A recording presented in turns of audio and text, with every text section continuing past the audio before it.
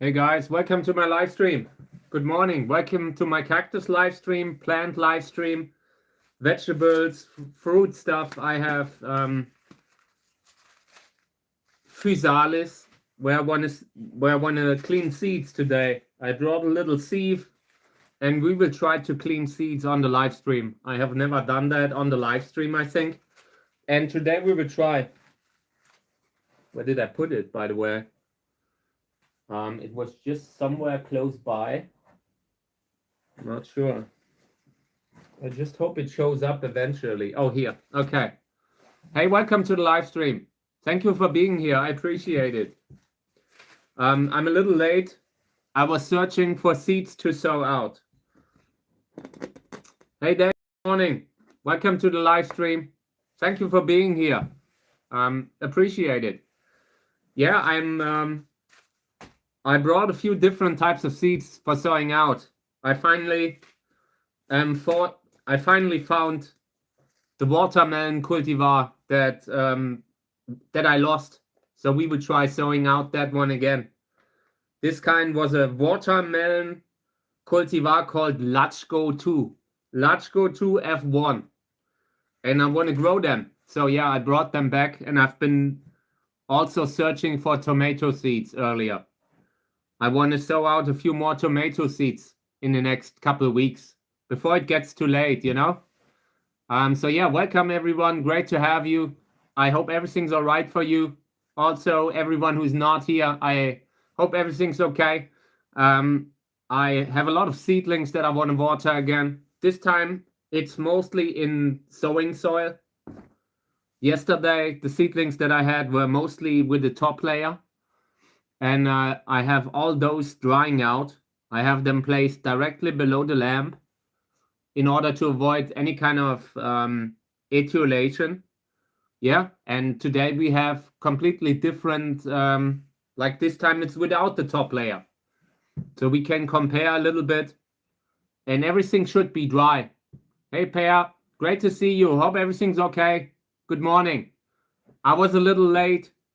I was searching for seeds. I've been looking for those tomato seeds that I had, and the seeds are pretty old, and I want to soak them. So I brought a little glass to soak the seeds, but I couldn't find them. So I came late and came almost empty-handedly. But I brought these. We had sown these out just a few weeks ago, and the seedling. I don't know. I did something wrong and the seedling didn't make it. Hey, welcome to the live stream. Thank you for being here. I appreciate it. Yeah, I'm just talking everything through. Want to sow out a few of these, maybe two. And for that, I have a water bowl here. And I think we can use that to clean the physalis. Like I brought a little sieve and I want to try cleaning seeds on the live stream. We can do that later. And I want to soak like the seeds, like to sow out. I want to soak the little soil pellets that I'm always sowing out in. I want to soak these in water so we can get started. So for now, I will just put these into the glass here. Might get a little bit tight. This was the only thing that I just found, and I let that soak now. Until that's done, I think we will start watering. So let me just bring the top. Okay. All right, let's do the cactus seedlings first. Most of them look pretty okay. So these are maybe 3 months old now. Have been sown out first in a different type of soil, and now they are in a new one. In order to settle in, I need to water them a little bit, spray them, let the soil sink down. The constant watering just helps to get everything settled, and that will help the seedlings to get a good solid connection. When they have grown a few roots here and there, then they will look much better. For now, it's still in the phase where they need to find into the new soil. So yeah, I'm just checking if everything's okay, if all the seedlings are okay. or if there's maybe a root problem on some of them, but this looks good. Here's a big piece of wood that is so close to the seedling that the seedling never really dries up, and that's why I take that out. Apart from that, yeah, here's a little seedling that is surrounded by soil. I try to give it a little bit more space. I really try to keep the seedlings free. I want oxygen to get to them all around. So yeah, just cleaning up a little bit. But apart from that, this looks okay. A little bit more water now. And then it can go back. I have them under a plant lamp. They get maybe 12 hours of light right now. And yeah, you can give them more. They will grow faster then. With cactus seedlings, it's not so important how many hours of light they get, but I would definitely give them a little break, little night phase, just to keep in, like just to have some sort of a natural kind of cycle the way they would have it in nature. Okay, next one, same situation. These have been repotted just recently, and I want to just water them. Later we will start. We will water the chili again. I have outside. I'm preparing the pond. Everything's starting to look good again. Garden is starting to wake up. It's a great time, great feeling right now. So yeah, little bit of water here. And then I want to take out a seedling that didn't make it. At least that's what it looks like. Here's a seedling in between where you just, like at some point when you lose a seedling, they shrink, they continue to shrink, they get smaller and smaller until you only have spines left. And I can see that here. So let's take that out. Here. This is just basically spines. I'm not sure where did that? Oh, yeah, okay. I need my tools. Yeah, and here's a seedling that's a little bit delayed, a little bit behind in the development. I try to clean up there a little bit. Maybe putting it a little deeper. Feel like when you can really see that something is missing, like water, checking the root would be my first approach. Just making sure that there is a root. Yeah, apart from that, I've taken out a few pieces of wood just to improve the top layer, that the top layers of soil dries up in between.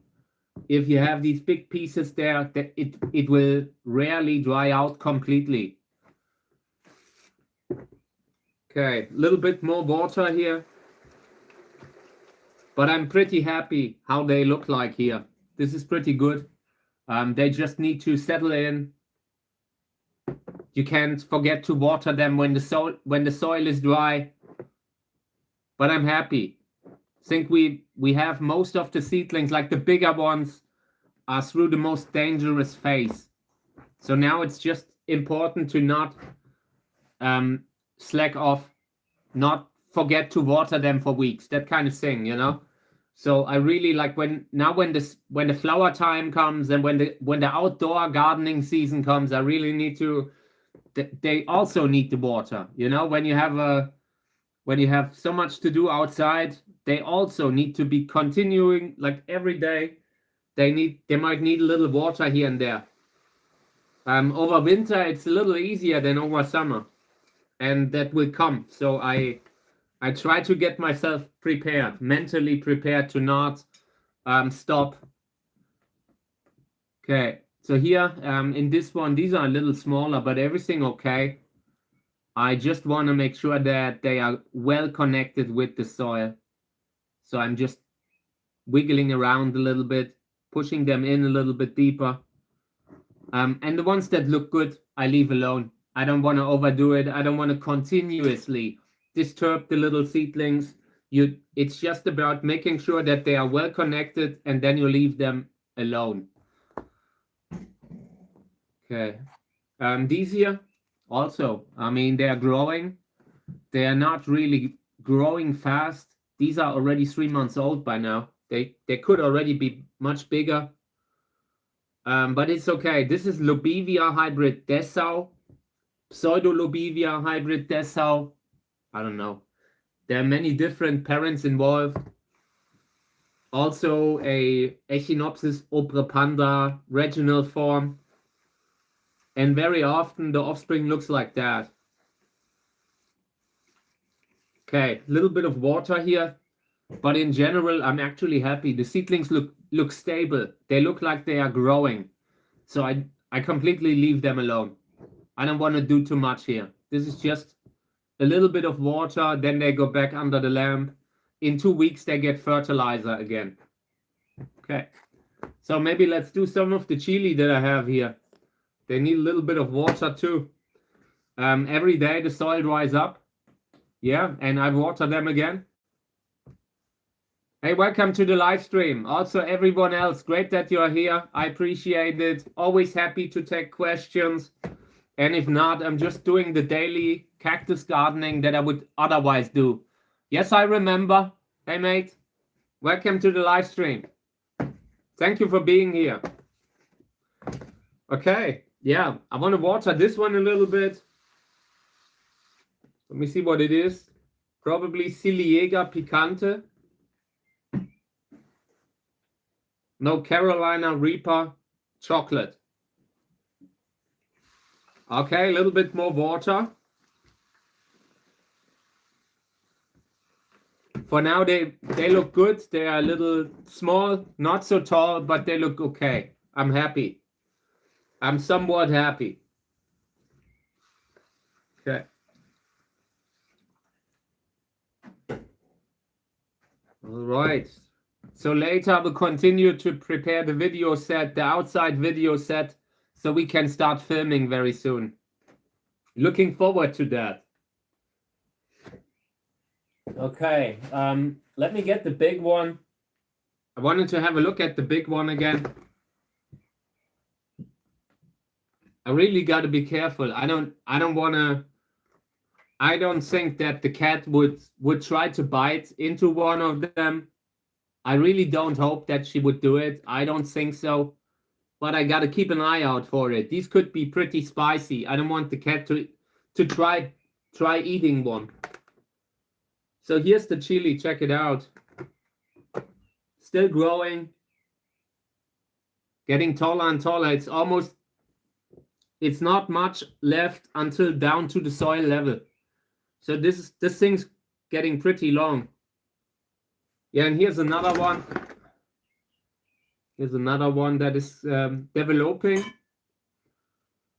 I've seen one here on the other side. So yeah, this will give us quite a few fruits, and we can harvest the seeds. I don't want to have to buy seeds on the commercial market. So when I have some that we have grown ourselves, that could be great. I love that. So we will just let them ripen out for as long as it takes, and when they ripe, we will sow them out. For now, the plant is still flowering. Here's a flower, here's a flower. These little white kind of flowers. Yeah, not really huge. But everything that they do not have in regards to the flower, they make up when you see the fruit. Feel like the fruit's really cool. So yeah, I want to water it a little bit. Like always, just making sure that there's a little bit of rain here. I don't want to have any kind of spider mite that can really form big colonies. When you would rain them down like this, like outside, they would be gone within a day. But inside, they are often not disturbed. So I try to do that. Yeah, apart from that, I'm happy with it. It's growing. Okay. So here's the pumpkin again. Pumpkin needs to go out soon. Hey, what? Yeah, thank you. I appreciate it. The chilies look really good. I'm happy about them. Really happy. So let me water this one. Pumpkin again. I have yesterday I've been looking at bigger things where we could grow them in, and I found a big thing for flowers, like a square pot for flowers, maybe a hydroculture pot, and I thought about using it for that, but it probably doesn't have a lot of drainage. I'm not sure, and it might not be enough because this eventually will need a lot of space. I expect the roots here to become big. Let me see if they are already down. I can't see the roots yet coming out at the bottom, but it could definitely already be root bound. So might have to repot that. Yeah, for me it's morning gardening.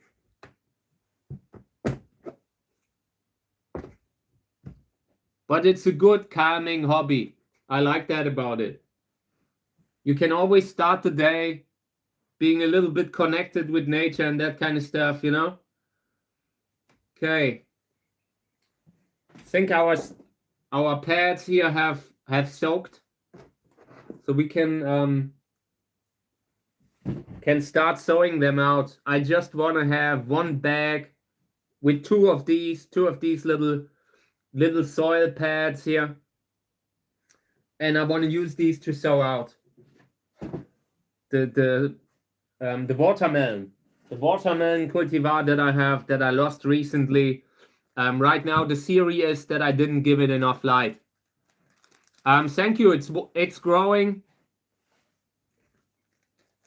I'm currently working on the pond, cleaning up the greenhouses, getting ready so we can film.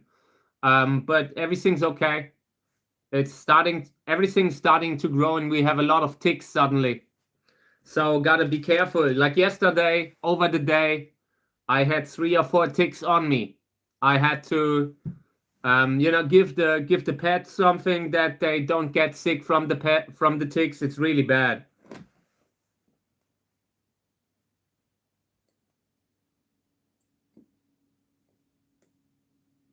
On Sunday, what kind of a harvest was it? I'm not sure. I don't recall. I can't remember something that a few days behind. Like my memory is really bad. But yeah, oops, almost lost it. So I want to sow out the watermelon now. Let me get them here. I will put in 2 seeds, and that is more than enough.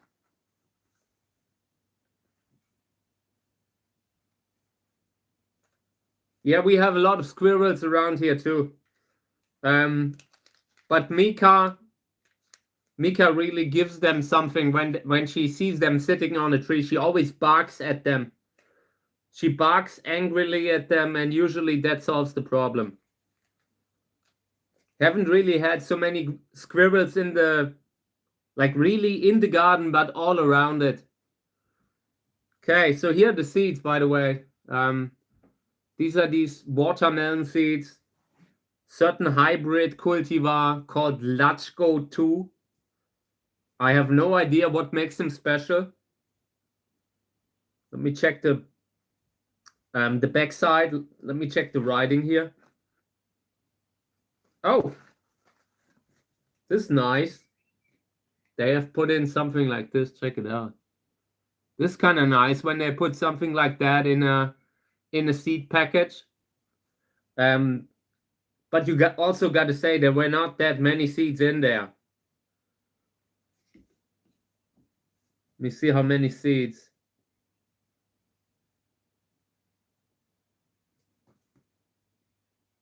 It was just a few seeds.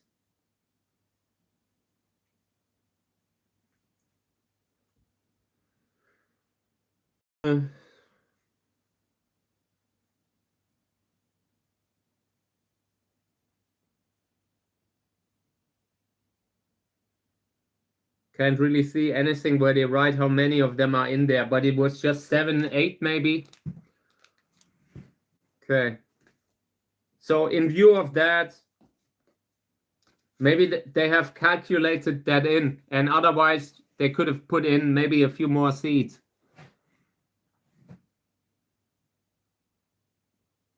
That sounds great. Great to hear what you guys are doing. It's so nice that we can garden again, like outside gardening. I have missed that. So good when you can be outside again all the time. Okay, so these go in.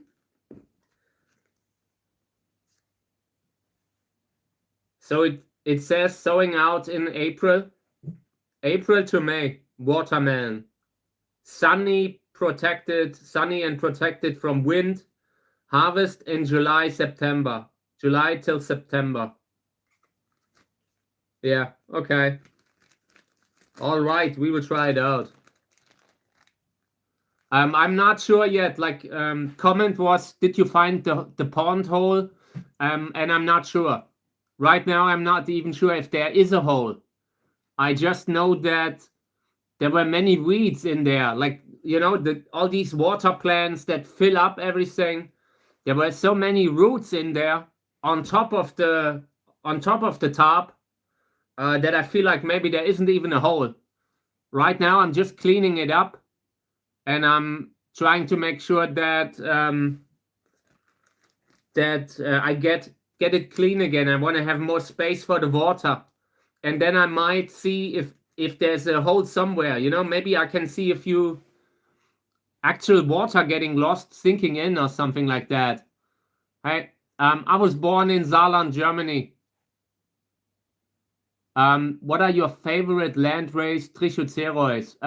I don't comment on that kind of thing, you know, like on anything besides the botany.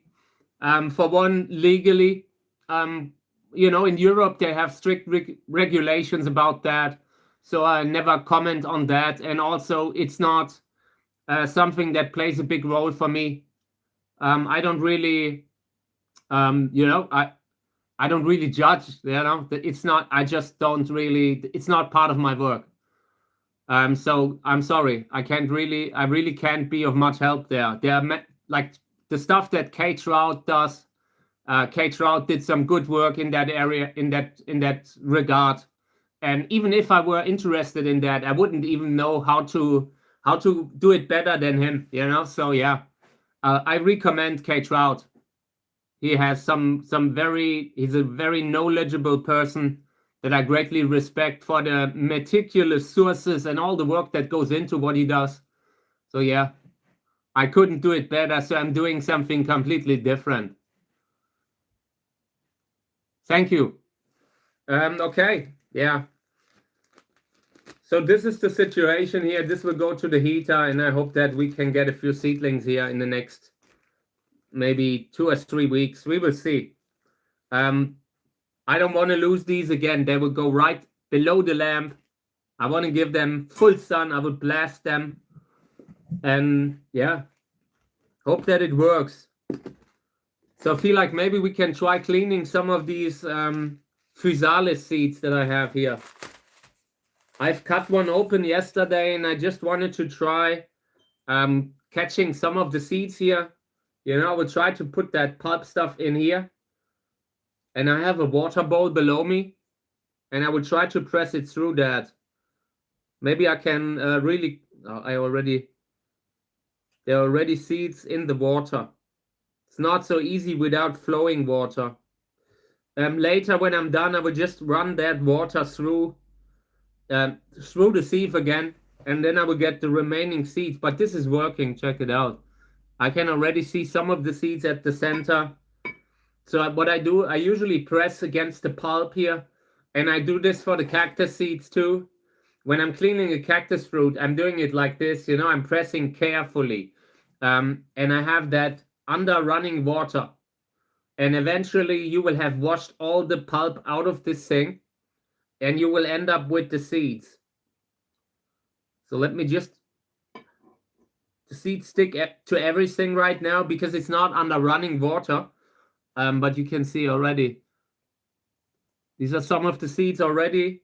If you do it under running water, it goes so much better. It works so much better. But this is also okay. And this is better than trying to get out single seeds out of pulp.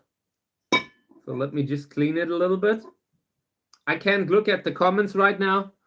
Give me a second. I saw that here was something filtered again.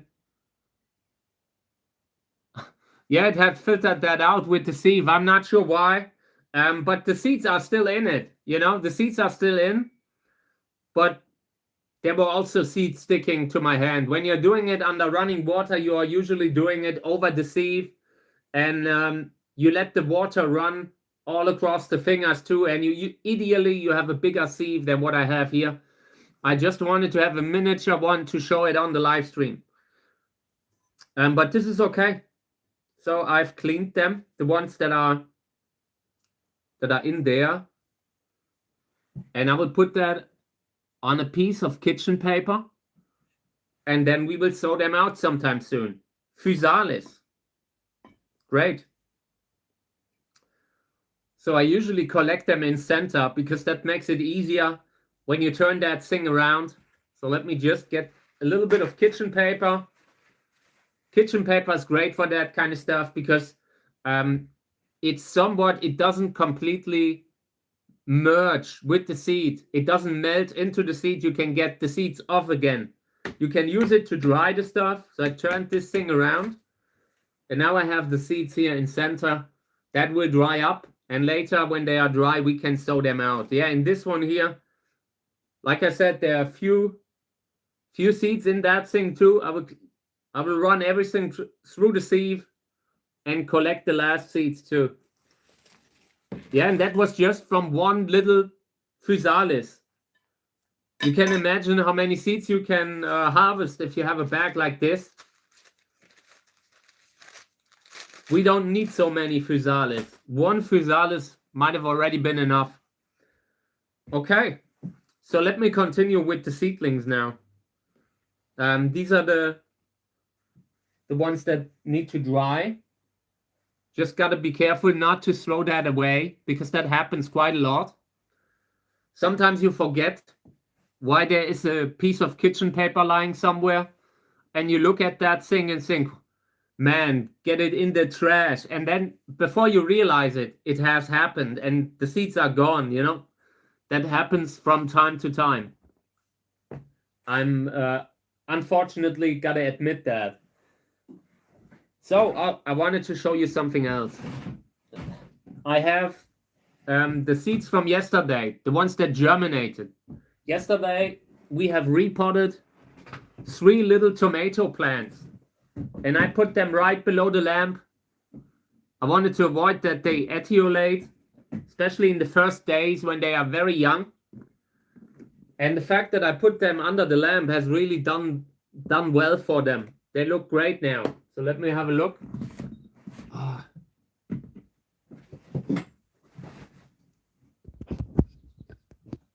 Okay. Every now and then the charging port slips out. Okay. So here's number 1. Wanted to show you this one. Tomato cultivar, Harzfeuer. German forest thing, the Harz.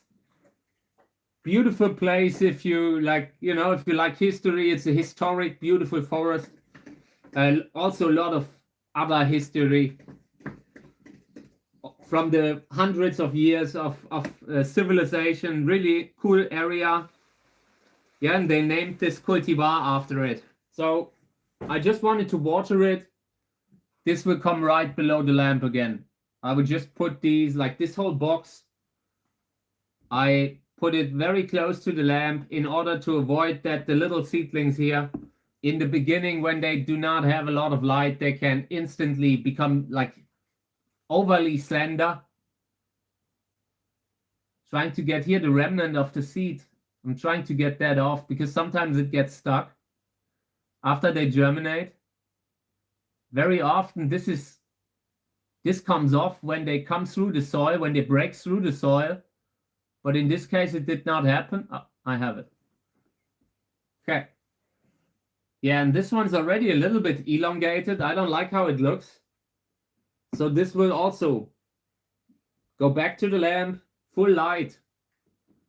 I want to blast them. These will get really a sunny day.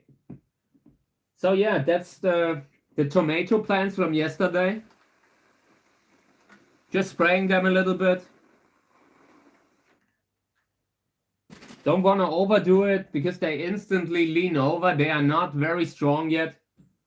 These kind of little seedlings are very fragile and might need a little bit more light, a little bit more patience for the next 2 months maybe. We will see how they will develop.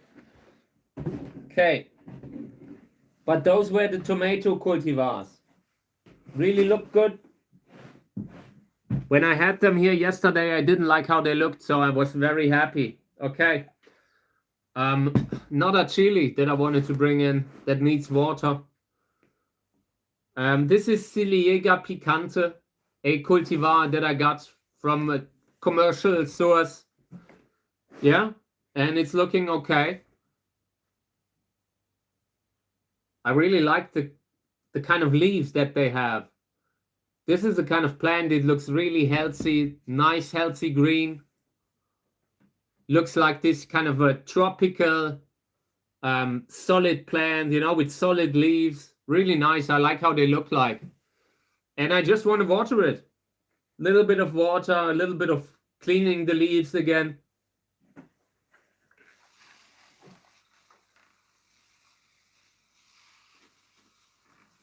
Also has white flowers. Also not very big. Feel like the petals look a little bit different every time. Let me show you. I'm not sure if I can show it in the live stream in the video. Let me see. Yeah, these flowers look really unusual a little bit. Definitely different than the ones I have on the other plant. Yeah, these are like the ones that I have. They are different cultivars. I think there's some dwarf versions. Then I have a few Carolina Reaper. Cactusjerk Picante is this one. Yeah, and there were a few others. Like I really looked into the list of the cultivars, and there were quite a few different ones that we have sown out. Everyone should have a label, but during repotting, I might have lost one or two.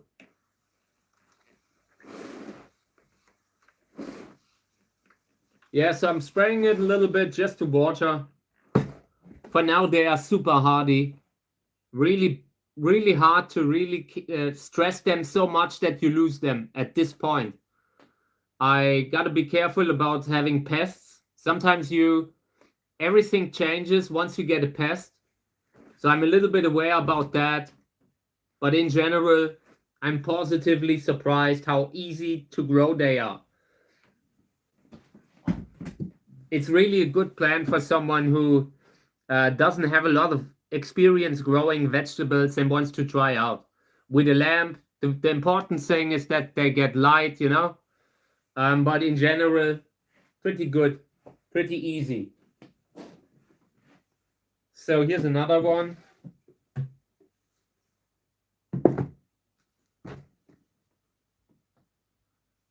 Yeah. Let me see what's.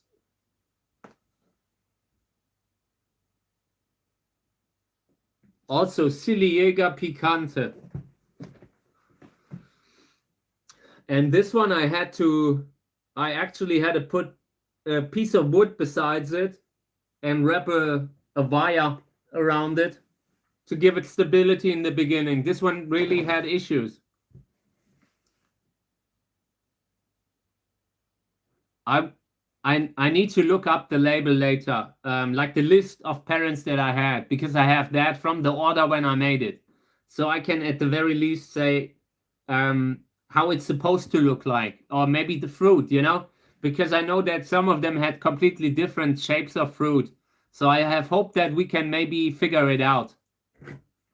Yeah, they look good. The only thing that kind of that went wrong was that they didn't get enough hours of light every day. So they started flowering earlier. At the very least, that's how I understood it. It felt to me that they didn't grow very tall. They instantly started to flower, like an automatic plant, you know? And yeah, just suspect that they didn't get enough hours of light. I was trying to save a little money, a little bit of money back on the electricity bill, and I might have been overdoing it. I have not grown them before, but it sounds super interesting. We'll look into it. There's so much you can grow. I'm always, every time I'm doing a live stream, I'm hearing new suggestions, and I will write that down now. In the future, I will write that down. So let me see if I have a piece of paper here.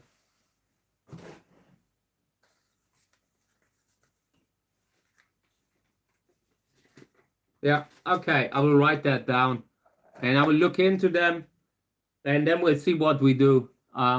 Sugar Rush peach seeds. Let me see.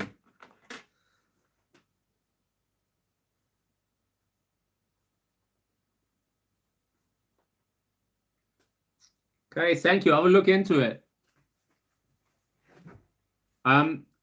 Very likely it wasn't the seeds in my case. You know, this was me going into this completely unprepared. I wouldn't want to blame that on the breeder.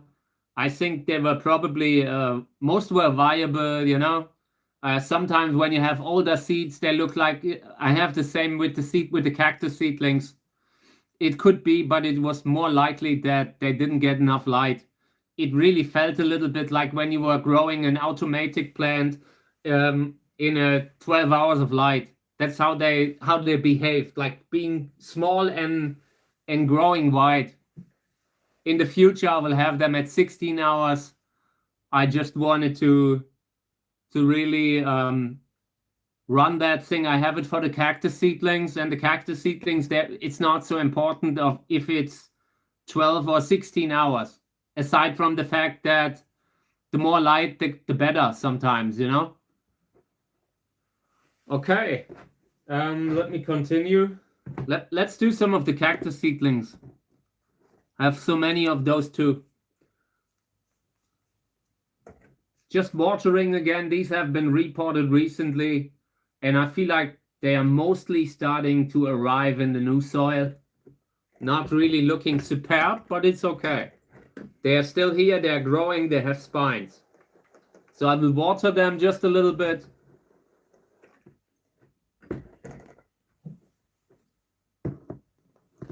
Okay.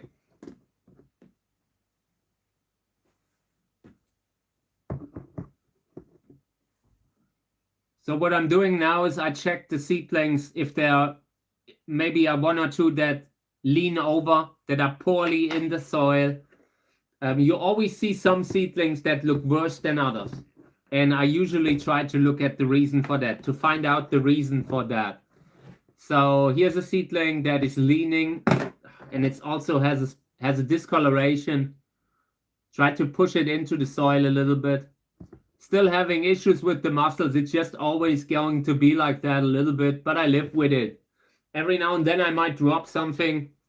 I've had a bad case of Lyme disease, and it completely messed my fine motor skills, messed them up. But yeah, I will live. I'm here doing what I love. It doesn't stop me. But every now and then I might drop something. So yeah, apart from that, I'm mostly happy. Some of the seedlings look like they have finally started to grow. Sometimes after repotting, there's a phase when you're getting worried, you know, like when you look at them and feel like, I'm not sure if this was a good idea to repot them at this age, and then eventually they If the soil isn't wet all the time, they should bounce around. They should come around and recover. Okay. Yeah, then these here, they are growing. They are not very big. The age of these is also more than 3 months now. And this has been repotted once before now. Now in sowing soil, and yeah, I hope that eventually the seedlings will now start to grow a little bit faster. I would spray them a little. Most of the seedlings are pretty straight, but there are 1 or 2 seedlings that still might have issues. Hey, I have the strawberries here, I think. Or do I? No, I had them here yesterday. They are looking good. They have finally started to grow a little.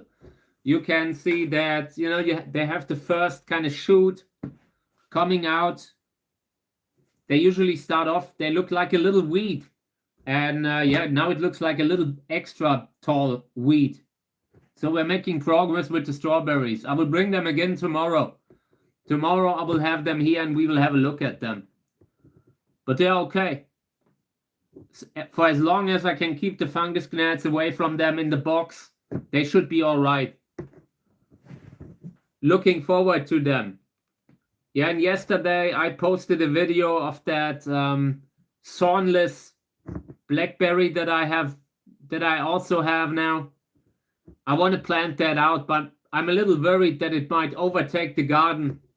Like, knowing how the blackberries behave, I've been having so much issues controlling the local blackberries that I'm still a little bit unsure if this is really a good idea to plant it. But I consider doing it. At the very least, maybe with a little cement barrier that it can't break out. So yeah,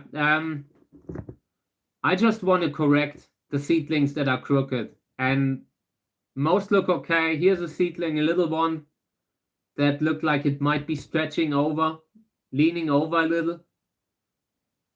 And of course, when I look closer, I found that it's barely in the soil. So I'm pushing that a little deeper. Here's a seedling that has a piece of wood stuck to it. I'll take that off.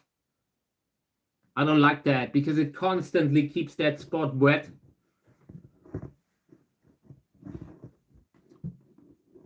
Yes, thank you. I will do something like that. The blackberries, like I said, I would not have bought one. Like, I would have never thought buying blackberries, but my mom brought them and now I have to grow them. It's just that simple. I can't say no. I don't want to, you know, but I will try to keep it in a way that at the very least it can't escape and take over the rest of the garden.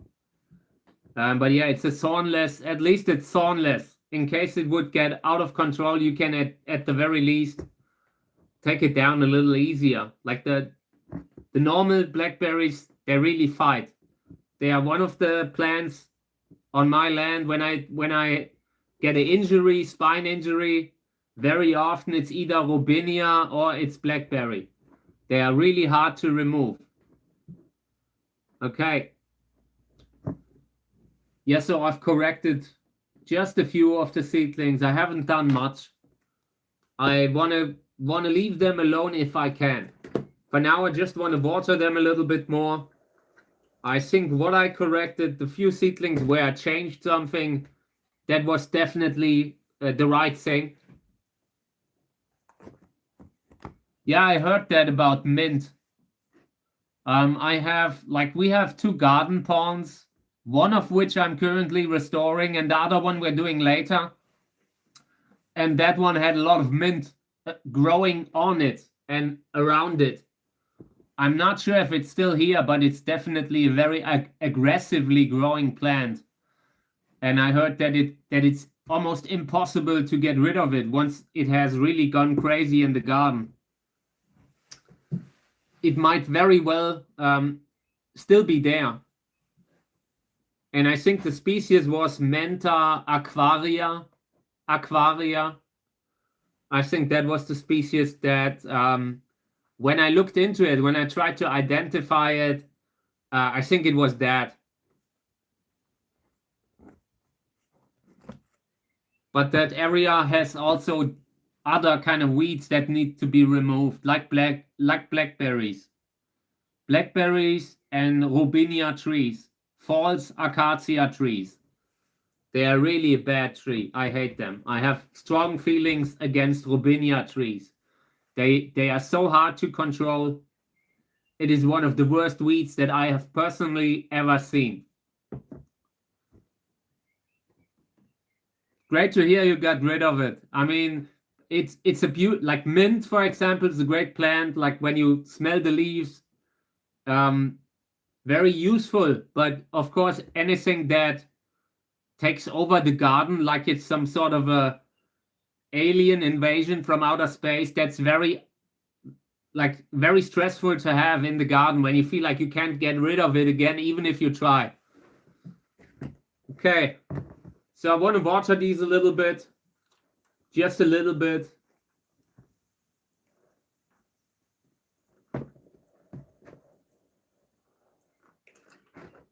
Okay.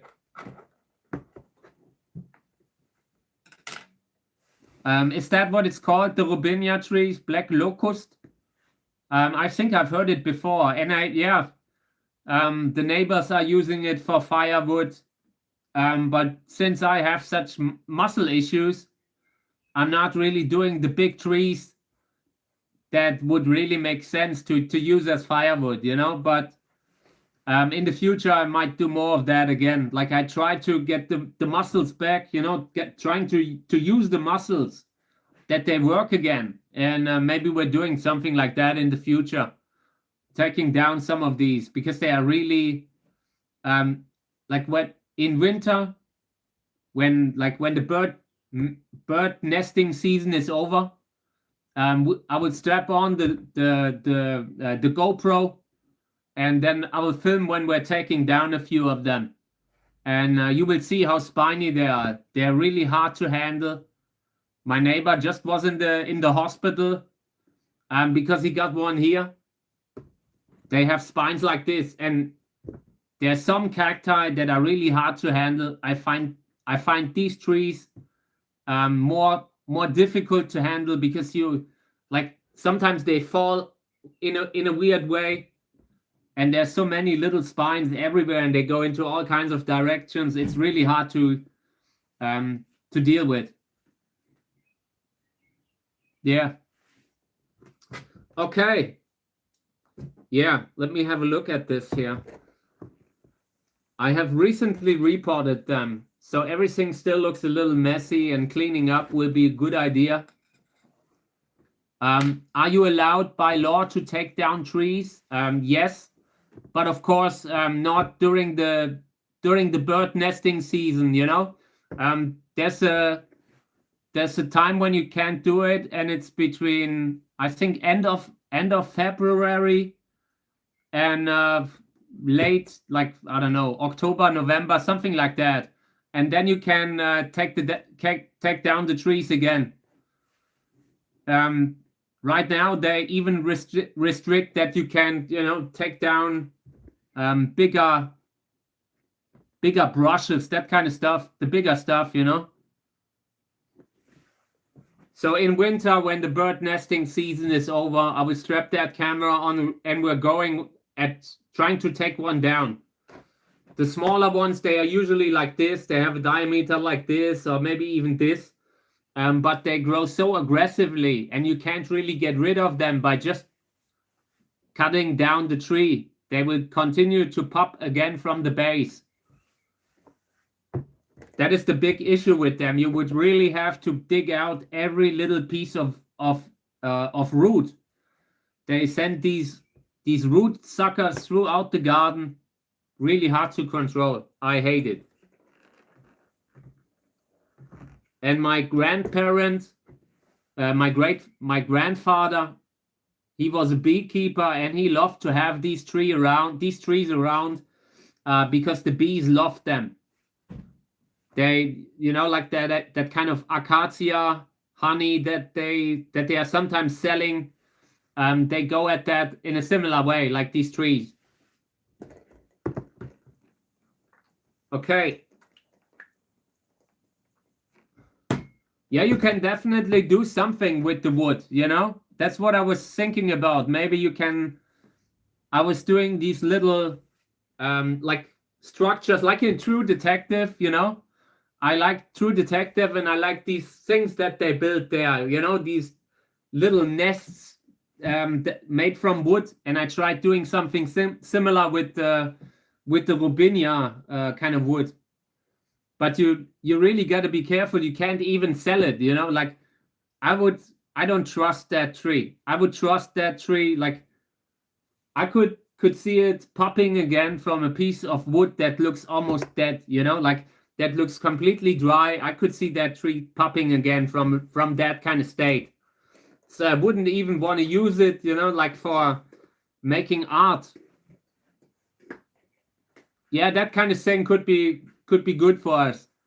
I've put a few of the smaller trees. I put them together so I can figure out what to do with them. They are definitely useful. Even if I can't use it for the cacti, I might be able to use it just as fire starter wood, just a little bit for the beginning. You know, like the thinner branches that you use to start a fire in the oven. I might be able to use it like that. So I put it aside now. Okay, yeah. In this one, I just want to put a few seedlings a little bit deeper. Then it will dry up again. Size is good enough for drying up. Always important to let the soil dry up so the root pests don't have a chance. But this is okay. I will send that back to the lamp. Yes, thank you. We will definitely do something with them. I haven't really thought about what exactly, but we will do something. I'm not sure, like biochar. Do you just how do you do it? Do you smoke them? How's that done? Like, do you have to kind of burn it completely and then you use that for the soil? I remember something like that, you know.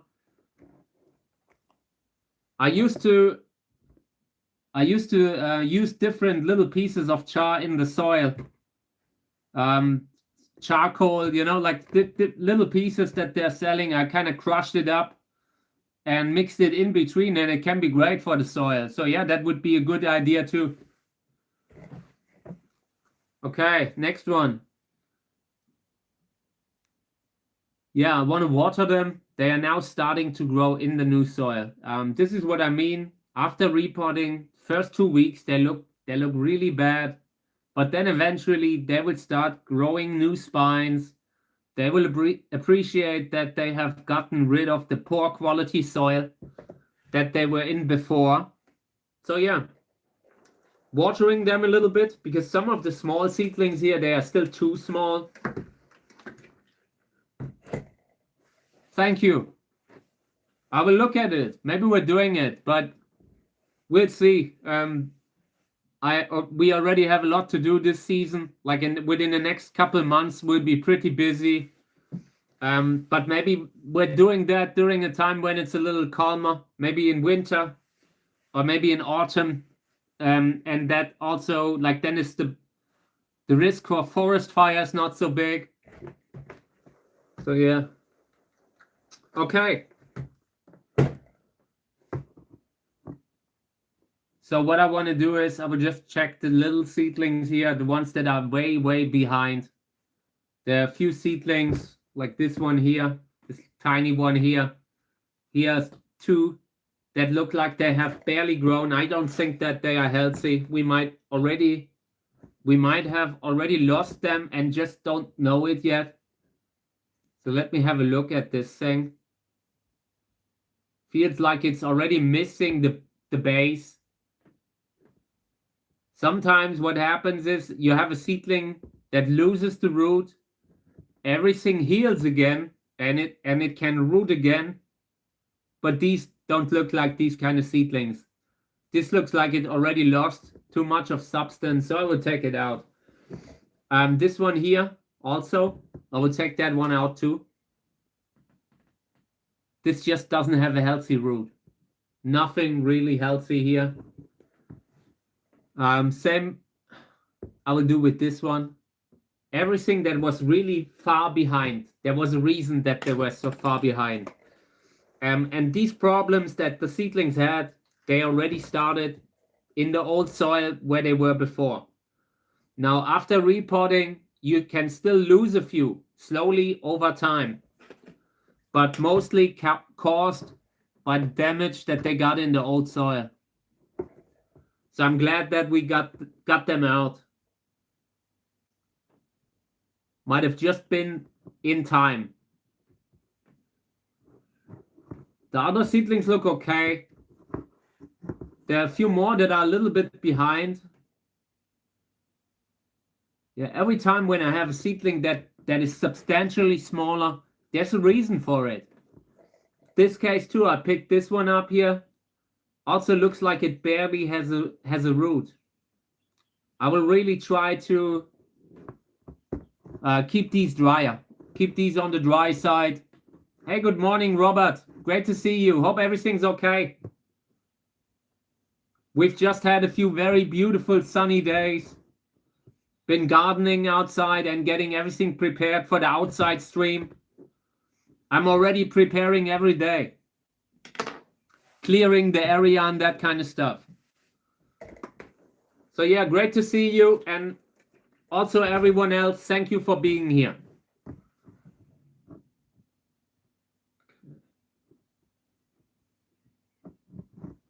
All right, so this goes back to the lamp.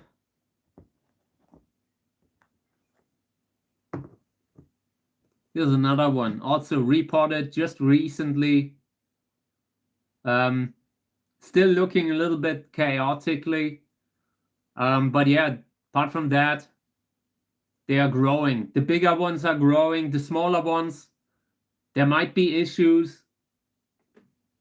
But with how dry the soil looks, and in view of the fact that even the small seedlings have started to develop spines, I feel like they might be through it. Whatever happened there, whatever caused these seedlings to be so much smaller, it's a memory. Okay, so let me water them now. And I will water them a few times because then I want to have the soil dry up again. Yeah, me too, Robert. Me too. I'm still preparing every day. I'm spraying a little plant, I'm spraying a few plants here and there, fertilizing. I'm watering. I'm cleaning up. I don't want to have the plants look horrible when we are doing the live stream. So there's always a lot of preparation that goes into that.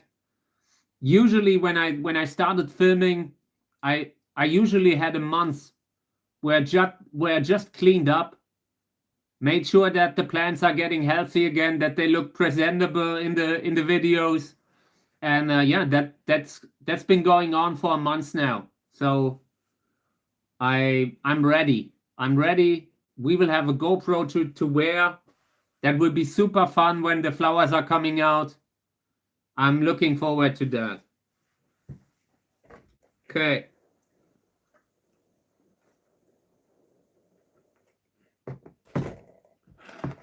All right. Yeah, they have gotten quite a lot of water now. Most look okay. The one thing that I want to do, like the little seedlings here, I will check on them. For now, I feel like they have a healthy root. Otherwise, they would already look much different. But I want to push that one a little deeper here. It's already a little behind. Here's a piece of wood that I want to take away. And now the seedling has a little bit more access to water. That can be good, that can be bad. We will see about that. Soil needs to dry up here.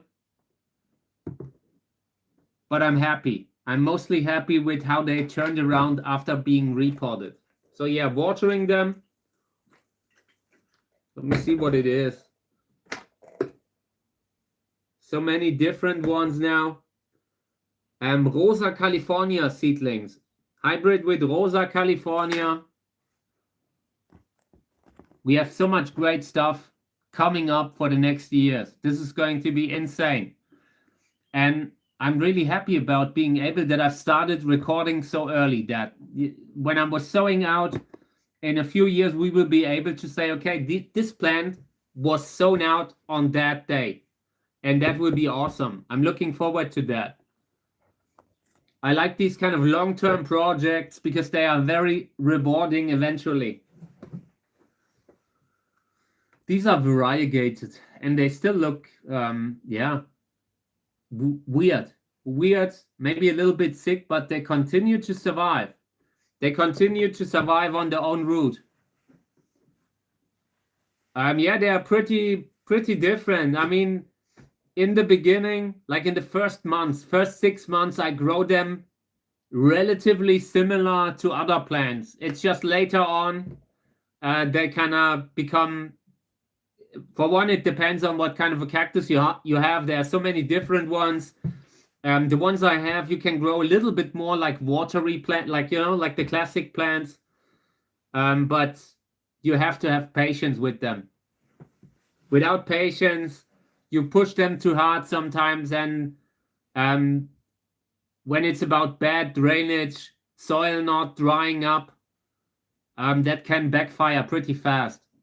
I'm usually the type of breeder, in summer or early in the season, I give them lots of water. I probably water more than most other breeders. But also that can backfire. Depending on what you grow, you have to be really, you have to know what kind of a plants you have, in which soil you have them. You wouldn't be able to grow all cacti in the way that I push the columnar cacti and the echinopsis. In summer, they love to get a lot of water. Like in between, during the hot months, the soil doesn't get dry. Very rarely in summer. In winter, they are bone dry.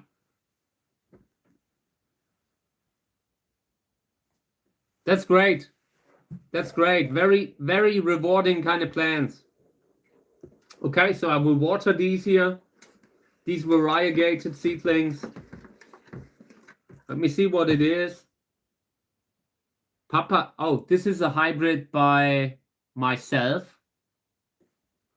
Let me see. Papagei.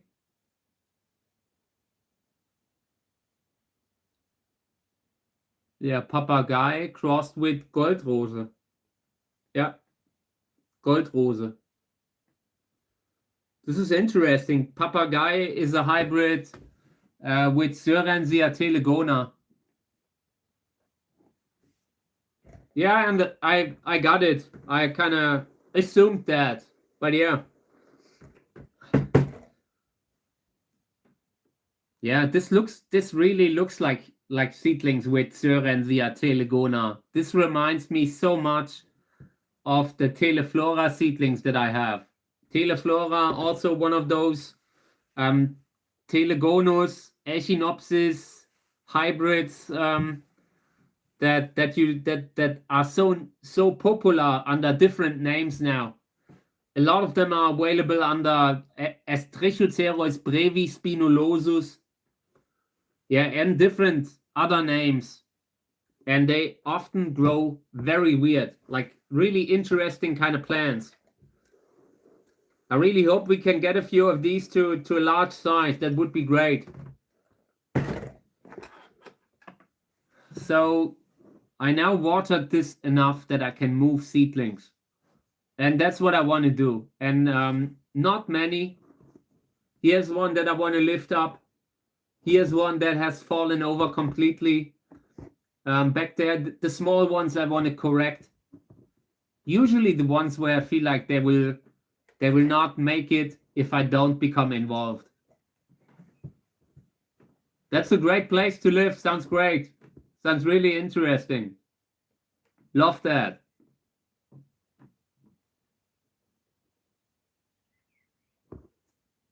I would love to live by the sea. It's like when I was a young kid, we were traveling a lot and I really like that. So you know that feeling to walk a beach at like in the morning when no people are around, maybe at 5 when the sun goes up, that kind of thing. I love that. Walking around, finding mussels and all kinds of water stuff. I love that. Yeah, sometimes you have to, like, they definitely need a little bit of space if you want to plant them out. But it sounds like a great place to live, nonetheless. Okay. So yeah, I'm correcting the weak seedlings here that I feel like something's off there. Here's a variegated seedling that is completely white. That will probably not make it. For now, it's still here, so I will not be too judgy.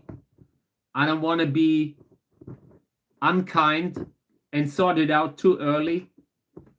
But the trash can is already open, just saying. So I'm watering it a little bit again. Yeah, and then this goes back to the lamp. Drying up another day, and then I will have them again when they are completely dry. Okay, let's see what we have here. This is getting tight in the pot, but for now they are growing. I will leave them in there a little bit longer. They had started to etiolate a little bit, so they are now under a stronger lamp. Trying to make sure that they do not stretch. When you have little cactus seedlings inside and you have warm temperatures, you give them water, you give them fertilizer, they also need the light. So watering them a little bit. In the future, they should kind of grow a little bit more compact again.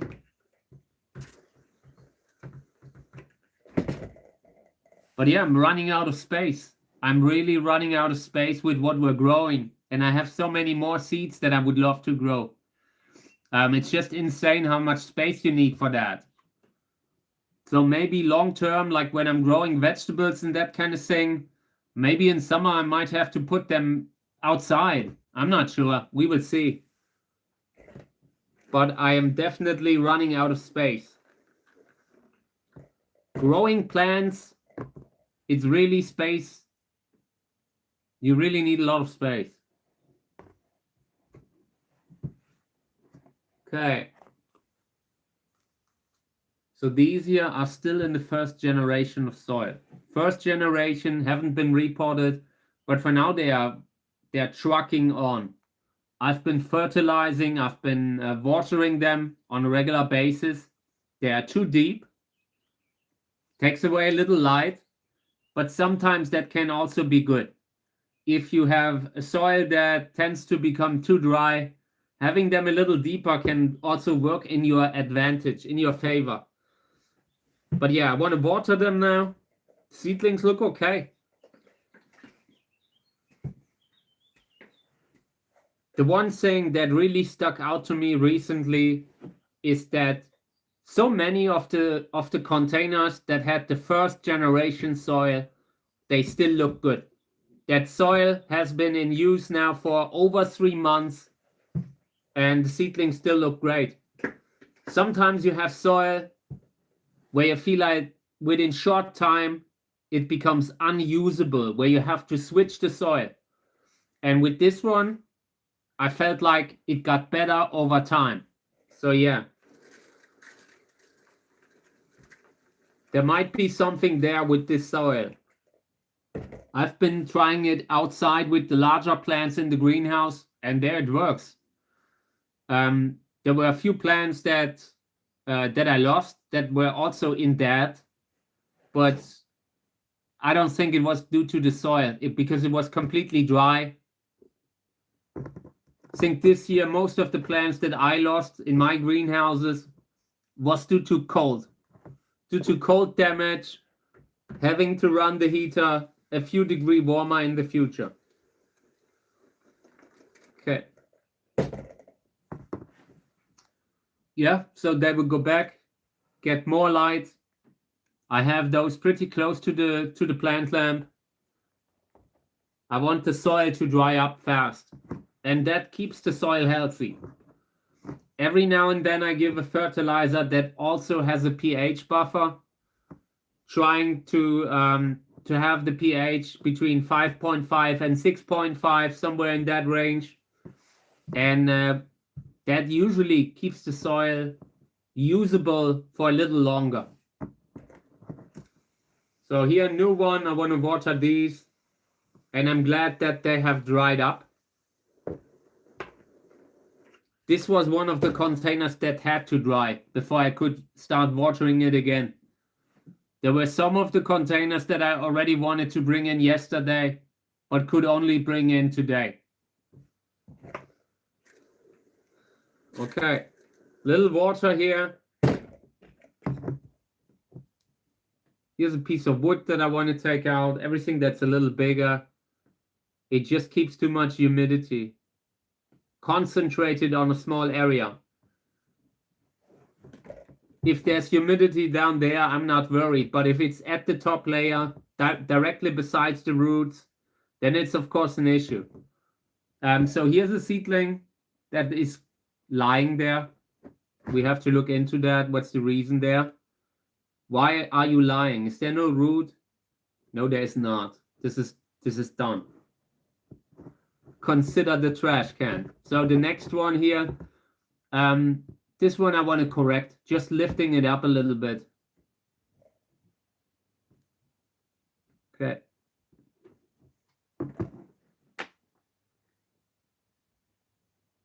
An Inkbird, I'm not sure what it is, but what I use is a digital thermostat that I can where I can pick the temperature that I want, and only then the heater kicks in. I have that. The heater last year was at 1 degree Celsius, +1, and it wasn't enough. My suspicion right now is that I had the measure, like the instrument that measures the temperature, I had that at the bad spot. I should have put it right at the door where the coldest, where you lose all the heat. I should have put there. And if the temperature at that spot, at the coldest part of the greenhouse, is 1 degree, then the heater kicks in. And I suspect that I had that measure thing somewhere in center. And it just took longer for that part of the greenhouse to cool down. And everything that was a little closer to the door had issues. So next year, my temperature will be 5 degree. Yeah, that's what I use. Will be 5 degree in the future. I'm going up at least 3 or 4. I mean, I might try 4 to maybe have it at 4 degrees Celsius, but could be possible that 5 degrees the minimum that I have. Yeah, exactly. And I used to have it like that, but the longer you do something, the more bold you become.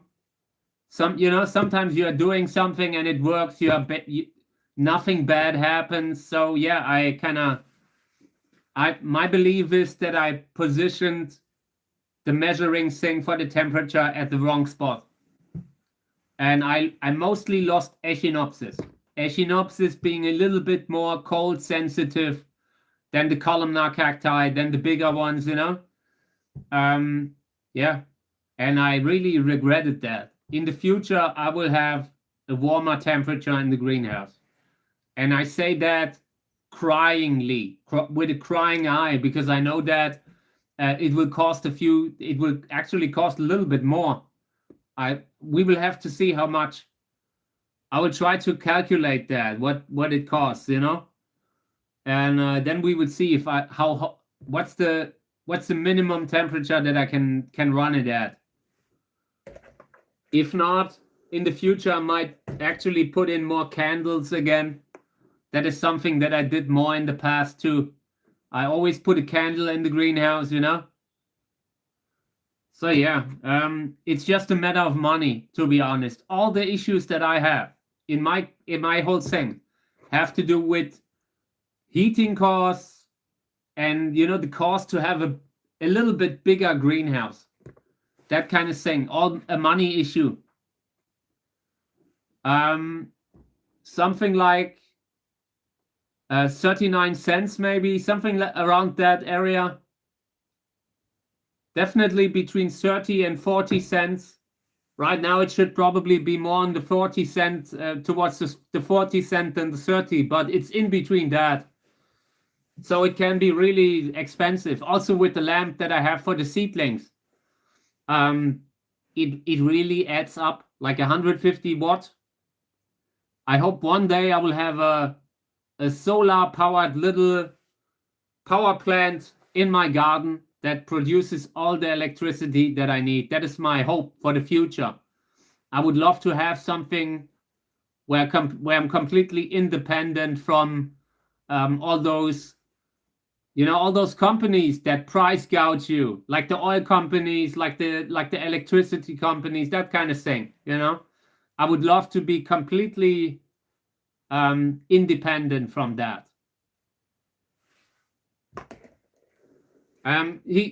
Robert, I think it's the thing that I have. It's a similar thing that I have in the greenhouse with the digital thermostat, where you just select the temperature, because otherwise the heater would run all the time, and that of course costs so much more.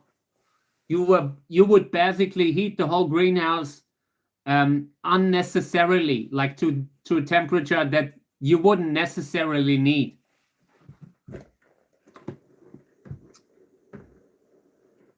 Okay. So this is okay. Most of the seedlings here look good. The ones that are a little bit crooked, the ones that come off, like where you feel like they get loose the moment the soil gets wet, I usually like to take my time to investigate what's going on there. But they look okay for now.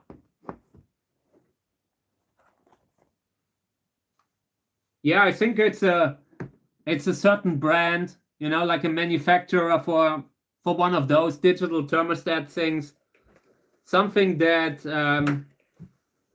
where you can really pick the temperature that you want.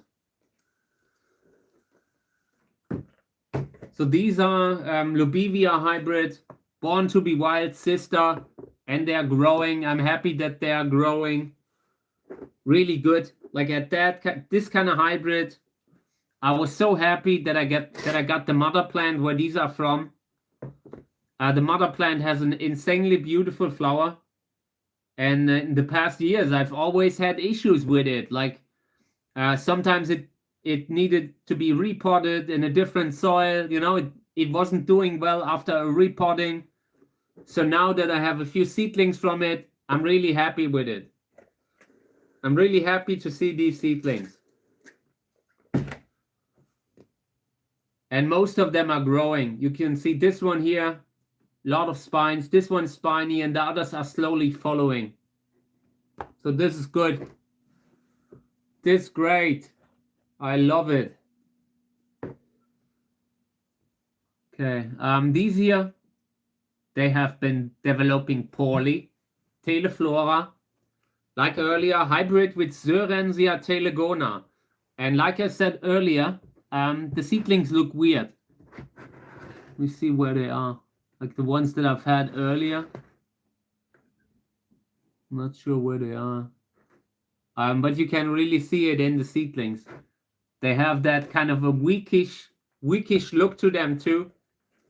Intergeneric hybrid look.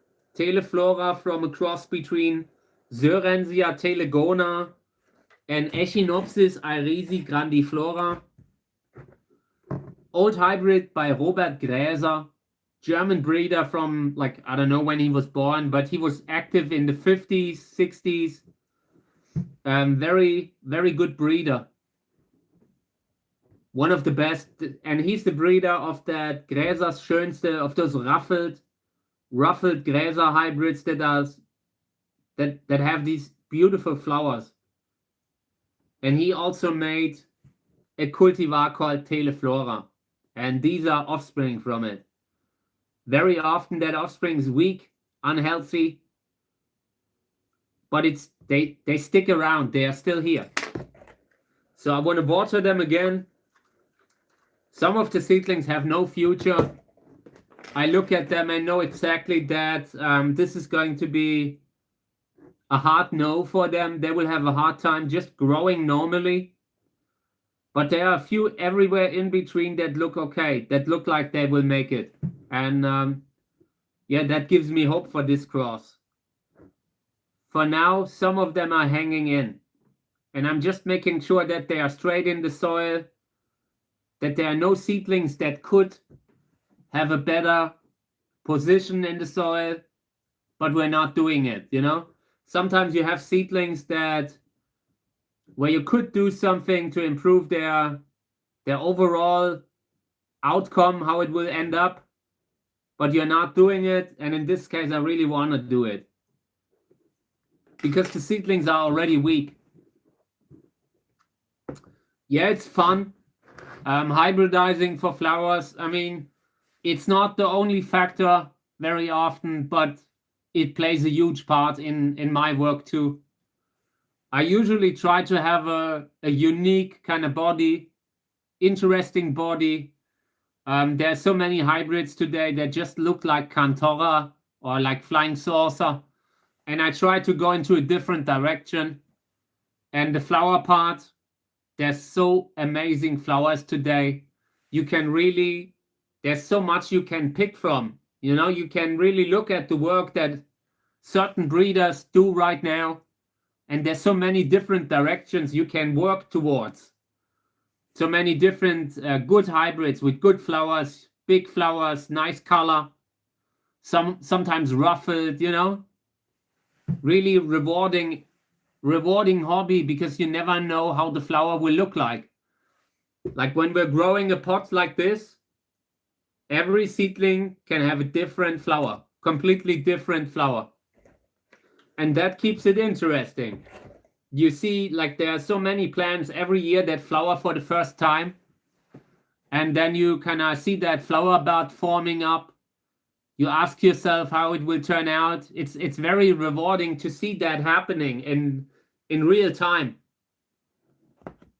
Like the first time when a flower opens, it's always special. You can never really say. Sometimes you see it from the outside that it's probably going to be white, but even then, sometimes it just looked like that. And eventually, when it's fully open, there can be more color. So yeah. And I also find it a little bit less stressful than the botanical seed thing. Like a lot of the botanical seed market and all that, lot of, like, you have to be careful because so many of the wild populations of cacti are under pressure.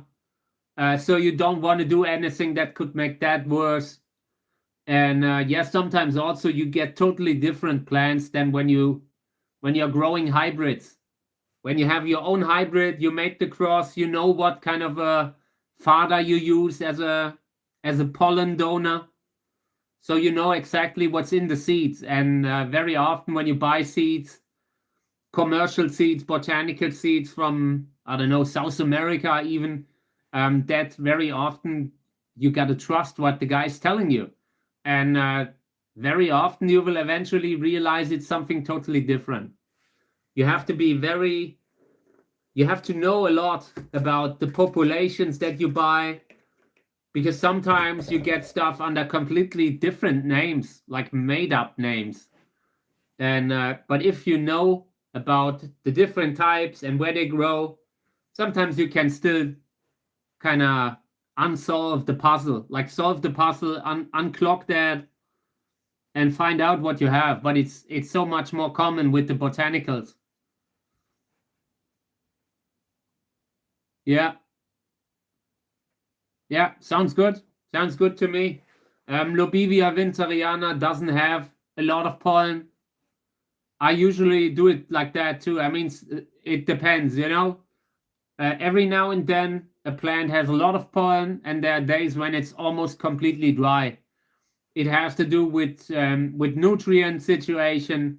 if they have enough water. Sometimes they are stressed. Sometimes the temperature is not warm enough because the pollen needs to be ripe to become loose, you know? So yeah, and when I run into trouble with that, I usually try to remove everything that could contain a little pollen, and then I dry it in a little piece of paper, in a little paper bag. And when the organic material is dried up, you're mostly left with pollen, and that can really work. And that I'm sure you have seen that hybrid between Winteriana and Echinopsis subdenudata. It looked really good. I was really surprised. And in that case, I pollinated the Lobivia winteriana with the pollen of Echinopsis subdenudata. The reverse cross can work too, but it will probably have lower success rates. Sometimes when you have these longish tubes, and Echinopsis has that, it can be difficult to pollinate them with pollen from a plant that's just not made to pollinate that kind of a long flower tube. Sometimes the pollen is very specific, and it really helps if the flower already has a similar structure. Oh yeah, how did the time lapse go? Hope everything kind of worked out. I had to experiment a lot in the beginning. So you just play around with it, and eventually it will be great. So yeah, let me water these a little bit.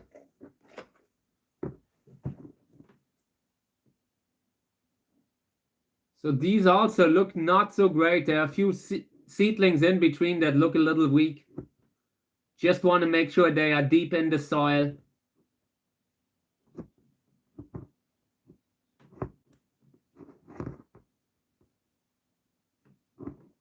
Okay. A little bit more water.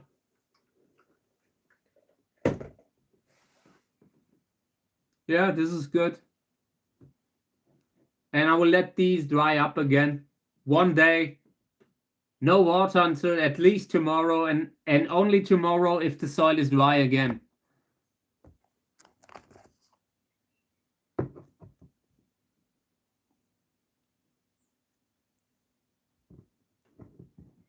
I'm looking into the pot. I try to look past the seedlings, beyond the seedlings, to judge if the soil is wet.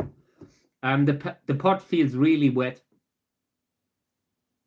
But some of the seedlings look a little bit dehydrated. I think we have to take these out of the pot. And this is getting to be a little big for them.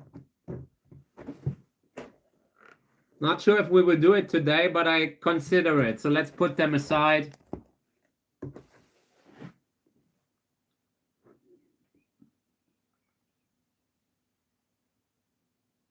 What did you have as an interval, Robert? I'm just trying to think how I set it up with my camera. Like the newer camera that I'm using now, and I'm using a Samsung smartphone camera. They have a feature called hyperlapse, and they have a setting that sets it automatically. But 20 seconds, 25. Okay. That doesn't sound like a bad kind of setting, right? I would just try out. The more you like, the more often you take a photo, or the more often it does that, the bigger the file. You have to be careful that you do not fill up the hard drive. And with a smartphone or with a camera, that can go pretty fast. So if you have enough space on whatever you are recording, I would just try to have the best possible quality that still produces a file that I can edit. Because eventually, if you have a file that's like 50 gigabyte large, even if you could save it, it might take forever to kind of edit it, Okay, yeah, that doesn't sound bad. So here's what I would do. I have bought an app, a video editing app called my cut. Now, my video, I'm not sure, but I bought a little app that I use where you can really edit the videos. You can put them after each other. You can you can then import the six different clips. You can edit it. You can take stuff out. You can change the speed that they have. Like, because if the video takes forever, you need to increase the speed that it runs. So if I have a video and I watch it and it feels like it's not fast enough, then I usually double the speed. Sometimes I triple it. It depends. It really depends on how long the video clip is. But that app cost me something like $2, $2 or $3. It wasn't expensive, and I've been using that app for years.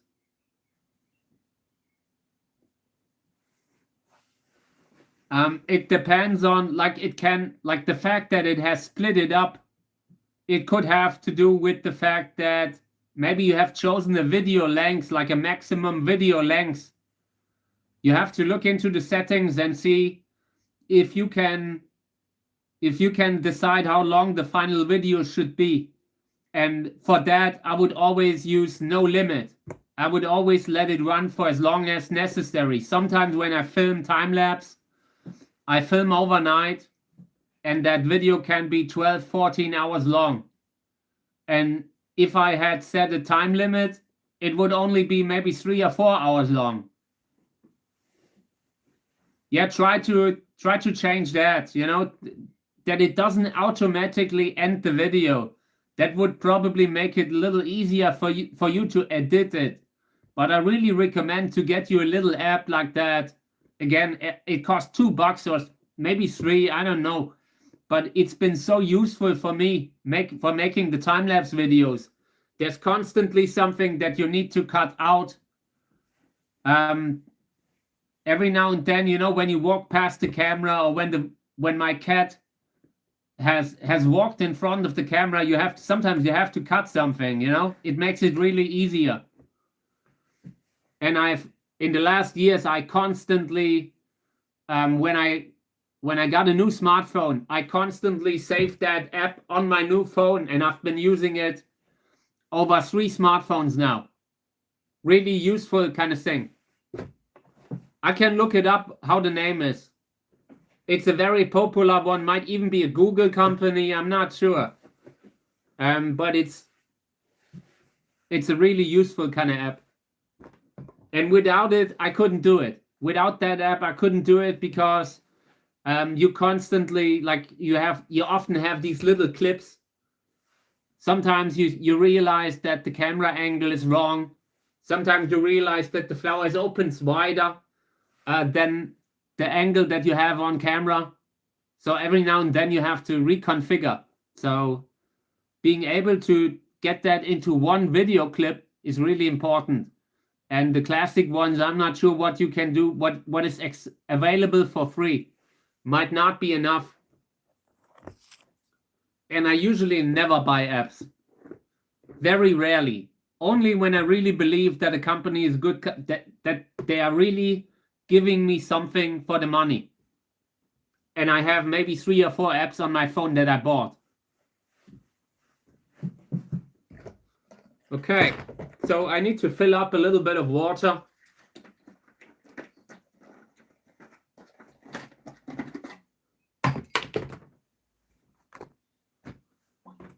So I will already start to water a little bit of the remaining plants that I didn't get to.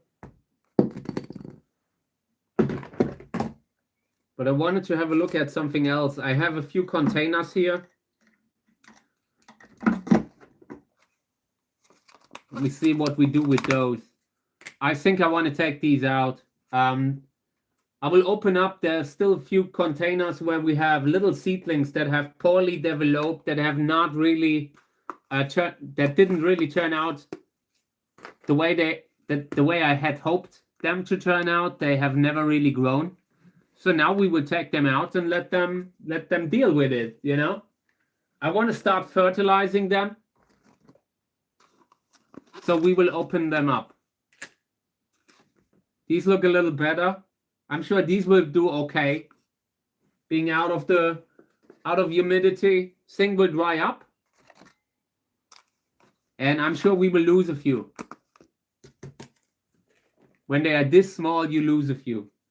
But I also do not believe in just keeping 6 seedlings around forever. I'm not that kind of guy. I expect healthy growth, just a basic healthy growth from a seedling. These will also come out, and these are already a little bit small. But I've waited long enough. I've been patient long enough. Now we're pushing it a little bit, and that will allow me to water, to fertilize, and maybe that will get that thing rolling, you know? Get the ball rolling. At that point, when you keep them in humidity for a very long time, eventually something can happen. All it takes is just one seedling that gives in, and then you have the Walking Dead in there, you know? It will instantly become like infected, and I really want to avoid that. So let me spray that. Oops, I forgot to screw that thing shut. So let me screw this, and then I want to water it. Just a little bit, just a little rain. Now that they are out, I want to tell them that they are out. Things will change from now on.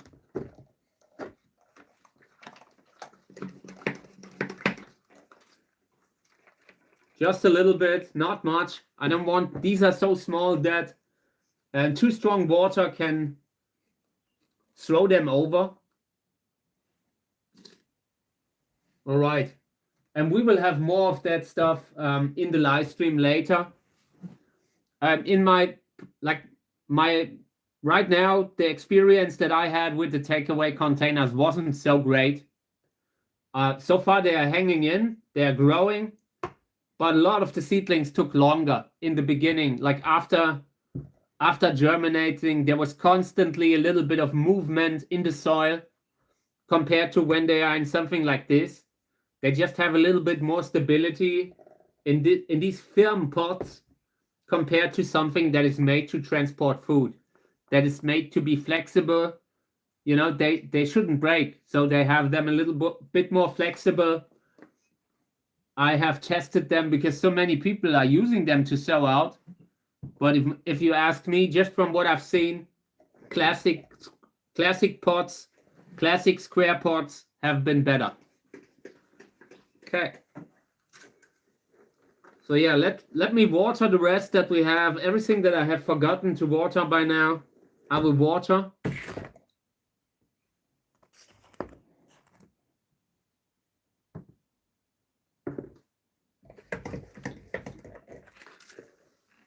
And these are also starting to find their home in the new soil. That is why I believe in repotting early. Sometimes when they really start growing into the new soil, you can really see how they glow up. In the beginning, I usually try to induce germination, keep them in that soil for just a few months. And the moment there are reasons, I move them out. I bring them in new soil, give them a lot of water when everything has dried up. I try to keep the soil clean, top layer clean, and then usually they will continue to grow. Even if there were pests in that soil at one point, if you treat them like that, they will have a hard time taking over. Okay.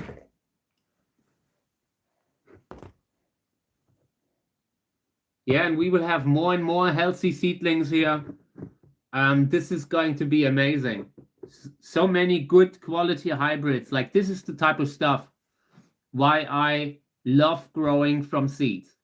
If you had to buy these, like if you wait and you actually get them to flower, these are the kind of plants that you can really sell for a lot of money.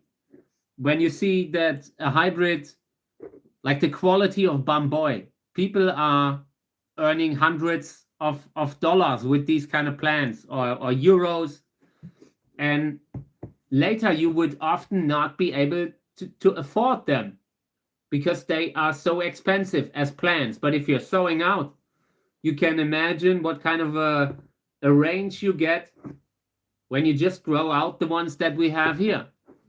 For one, you have a very wide genetic range that you can work with, where you can really pick from different types of flowers, different types of body types, mutations.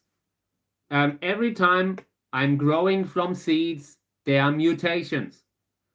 Every time there are crested seedlings, variegated seedlings. And this is all stuff that you can grow without having a lot of money.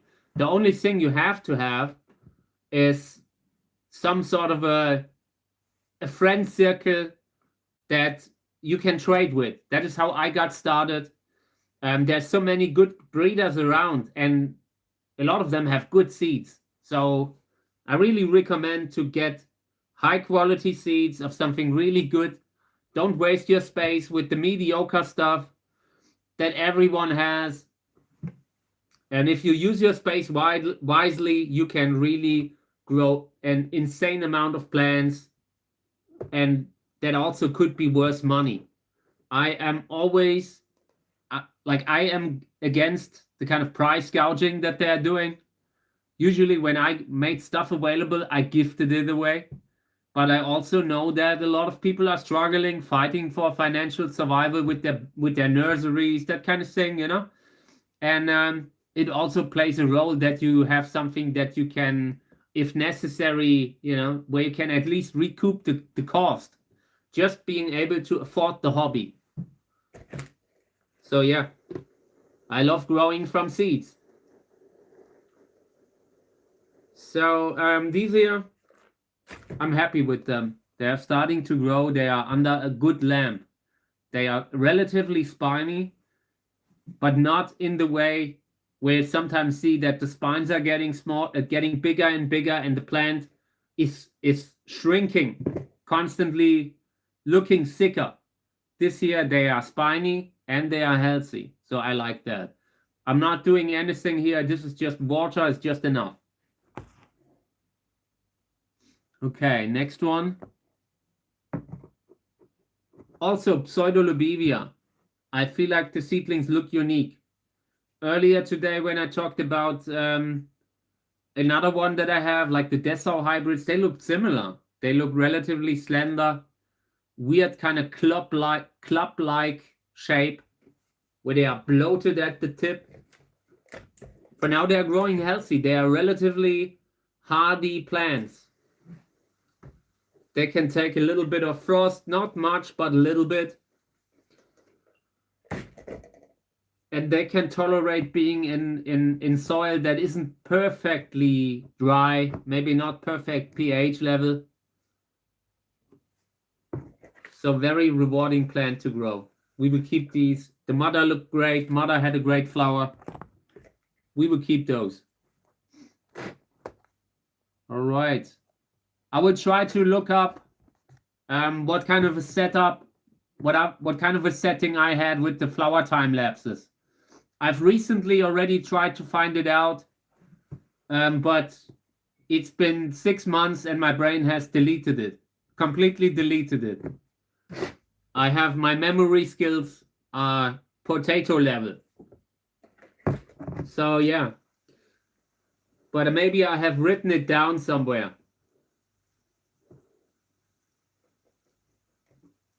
So a lot of water here. Yeah, and most of the cameras, like the newer camera that I have, it sets the speed automatically. I just hope that it will be enough. Like, I hope that when it does that, it will really pick the best setting. Hey mate, thank you. I'm great. Thank you. I hope you are too. Thank you for being here. I appreciate it. Yeah, we're just watering a little bit more. I'm already on the way out, so to speak. Like I've been already a little bit over, but I'm watering the remaining plants that I have here, and then we're calling it a day. But it's a lot of fun today. I always like when the live stream is not, not predictable. So that is great. I enjoy doing that. I enjoy when we can discuss stuff. Great. It's a great kind of work. Great kind of work that I can do. Feeling blessed about that. Okay. So these are the pink stripe seedlings that we have repotted recently. This is already one of the newer labels.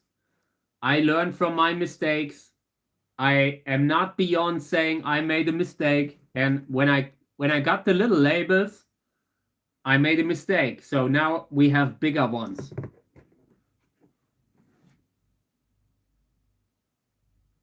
Okay, I will read the question, okay?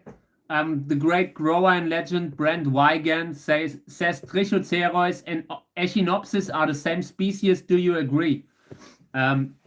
Look, the way they used to have Echinopsis, like that big catch-all genus for all the different types, they already did a lot of DNA testing, and I'm sure if you asked if Brent were here, I'm sure he would probably say that he meant they are the same genus, right? Like that they are in the same genus the way they used to be, like when Echinopsis was that big genus.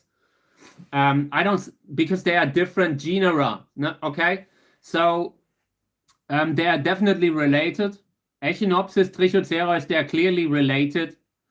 But just looking at the different kind of body that they have, you have the Echinopsis that is relatively low, relatively small, clumping, relatively cold sensitive. Earlier in this live stream, I talked about the plants that I have lost in my greenhouse in winter, and it was mostly Echinopsis. It was not the columns. It was mostly Echinopsis. And yeah, so you had, in the past, you had that big genus, and there were different types of plants in there. And I personally think the way they are doing it now, the way they have now separated some into Sorensia, some into Echinopsis, and some into Leucostele, I think that makes sense. Just looking at the genetic testing that they did, Yeah, I always appreciate it. I always enjoy it. Yeah, and if you just talk about Echinopsis, like sensu stricto Echinopsis and Trichocereus, the Echinopsis are small, they pop a lot, and the columnar cacti, they pop differently. They don't pop from the sides like that very often. They often pop from the base. Then you have a plant that gets tall as a house, like one of the Ecuadorian columnar Trichocereus. They get really big. The flowers are huge, and compared to the Echinopsis, who have a much smaller flower, they have, in my opinion, like the flower shape of a Trichocereus, of the actual, like the ones that we consider Trichocereus today, like Peruvianus, Bridgesi, all of those. They have a very different shape of flower. The fruit size is very different, and all those things combined, I would say at the very least you could call them two different genera. If you look at other plants that they have separated, the differences were much smaller sometimes, like Loxanthocereus and Cactus. These two cacti, like two different genera, they have separated them mostly based on regional differences. One grows on one side of the mountains and the other one grows on the other side. And nobody talks about that. In this particular case, if you just look at the many differences that they have, I think it gets pretty clear they are at the very least different kind of the appearance is very different.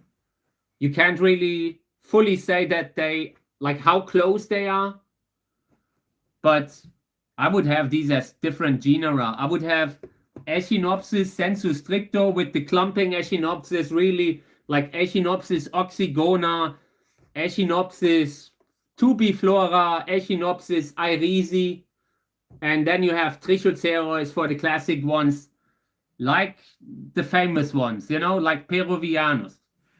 And that is classic Trichocereus. And the way they now have it, like what the work that Boris Schlumpberger did was really good, really well done. In the past, I haven't really addressed that much because I was already kind of on the way out of that whole kind of botany stuff. I enjoy it, but I don't want to spend the rest of my days arguing about how to call a plant. I enjoy growing a plant. I enjoy when I see it in front of me flowering, and I don't care if that, what kind of a name you put on there. And I also never have that kind of I don't have that ego where I try to make a description. There are many people in the past that have tried to just describe names, describe species, just say so they could attach themselves to that. And I want nothing to do with that. I have intentionally not really, I could describe, there are at least 3 or 4 plants that I could describe as a separate species and it would stand.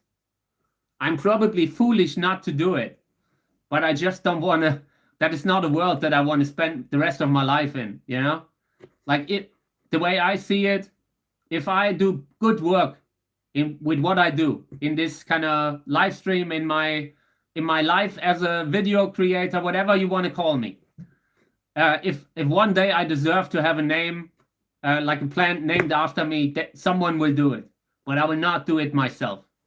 So yeah, and Lobevia, I consider Lobevia very different. Like Lobevia is a plant different. Again, I would like the genus Lobevia I consider very valid.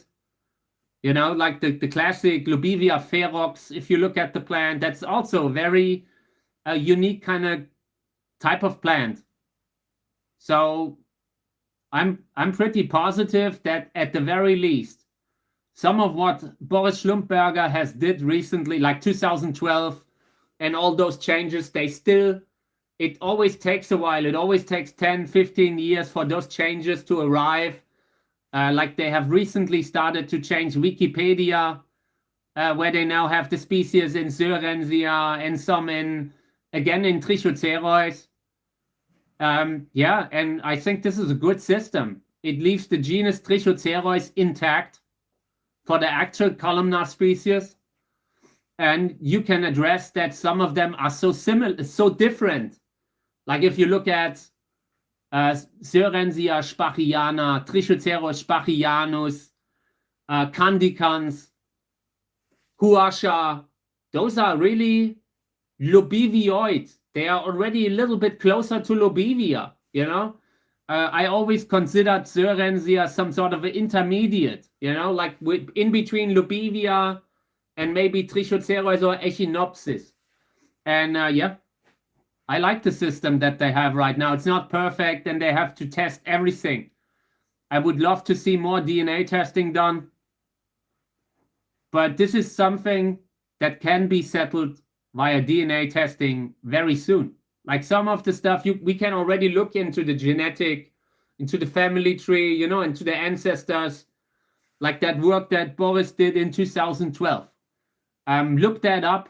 It already has a lot of connections mapped out. And there are a lot of black spots in between.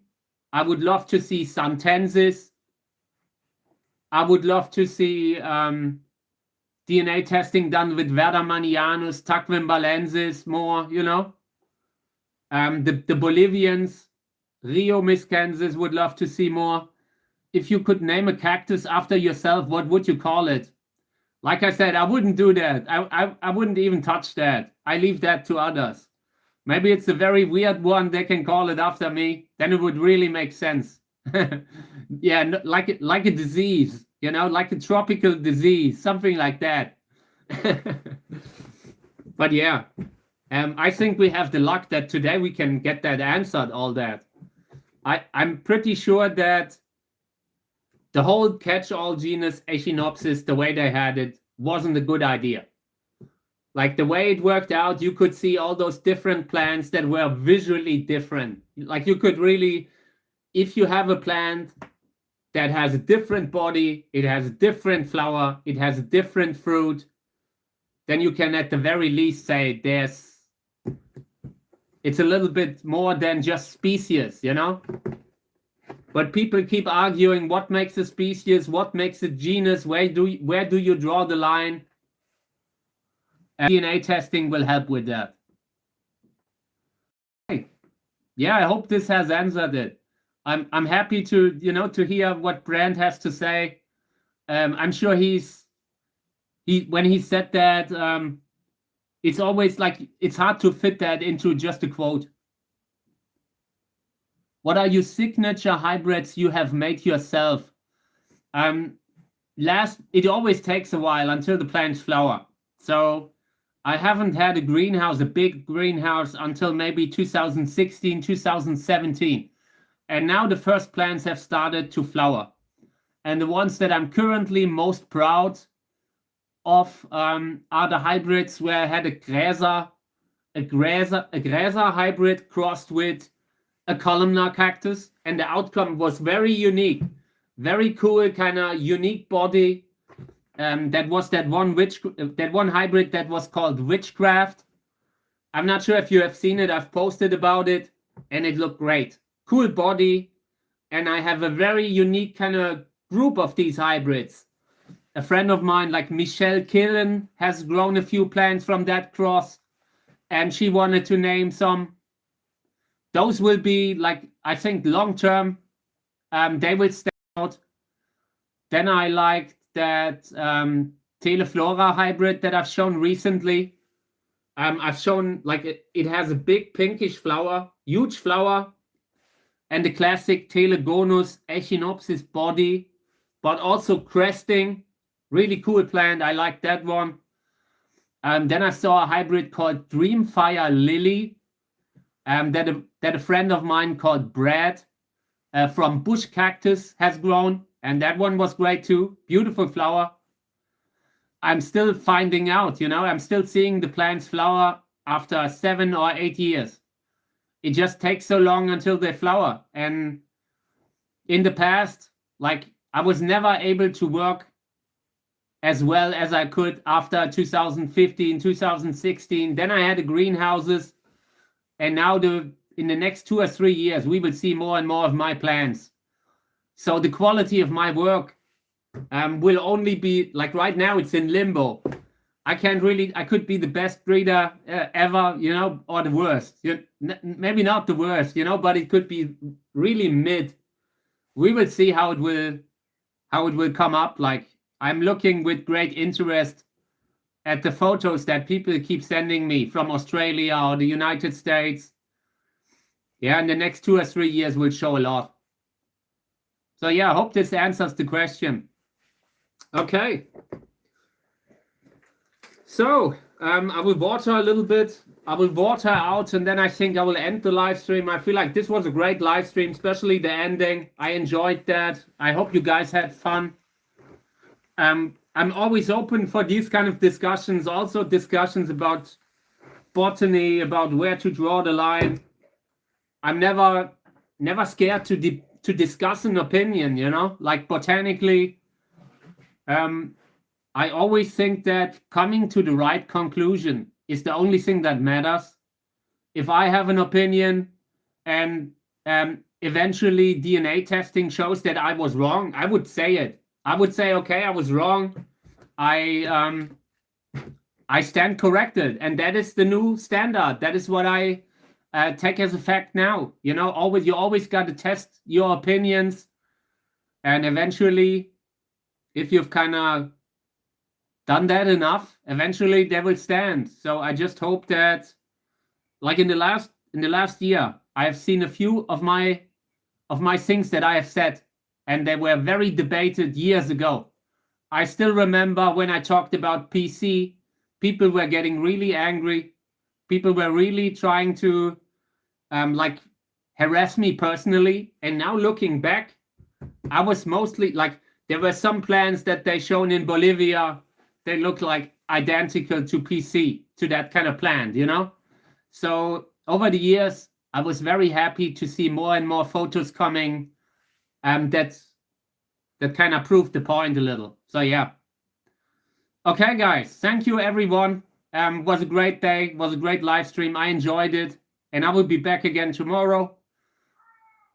Kami wants to be fed. I hear her screaming in the background. So I hope you have a great day. Take care, Pear. Have a nice day, Robert. Everyone, thank you for asking the questions, for always making this interesting. And I will be back again tomorrow with more video stuff coming soon. Thank you. Have a nice day, everyone. I hope you have a great time. Thank you.